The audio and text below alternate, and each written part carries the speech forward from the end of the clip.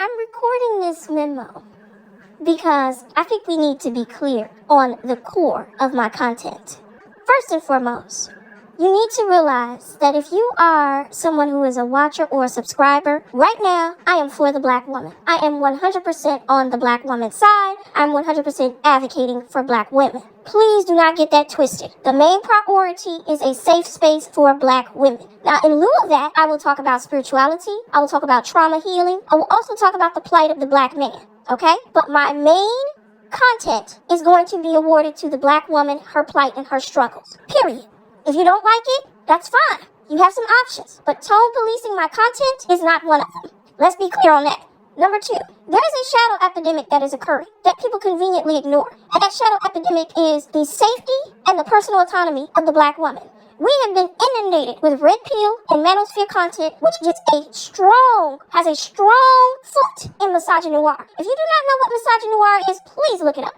The disdain and the dehumanization of black women is very real, and it is a very real subject, and it is very much so happening all around us.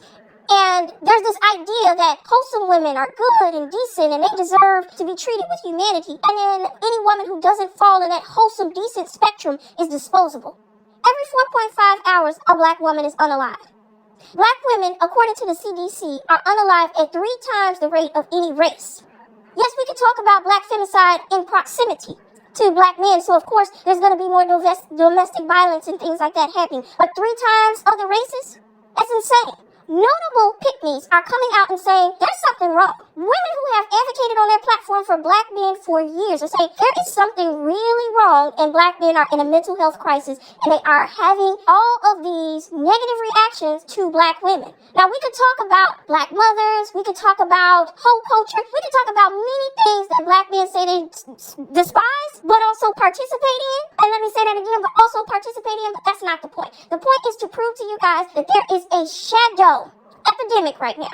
And the safety and the personal autonomy and the freedom of black women is what I care about. When it was black men's turn, I was all on your side. And you guys have this thing where you say, oh, not all men. You not all men are the worst ones. Because let me explain to you, when it was time for black men to get their shot, and I was all advocating for y'all, went to marches, was all contributing, organizing shit, speaking truth to power, being cut down by other people defending the black man. Yes, check my pedigree, check my history. I did all that. And then a police officer says, it's not all policemen, some policemen is good. Do you think that shit flew? It did not flow. Because another group is doing a bootleg form of oppressing to another group. And that happens a lot in our American society because that's the way people are wired. What is the core thought processes that cause people to feel like it's okay to brutalize, to dehumanize, and to unalive another group? You have to think about the core constructs that are going on in their mind. So what do I attack? I don't attack men. I attack misogyny. But if you are a misogynistic man, hit fucking dogs, holler. Period.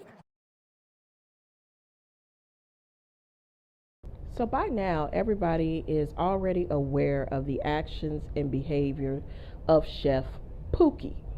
If not, please go ahead and Google Chef Way tweets and take a look for yourself.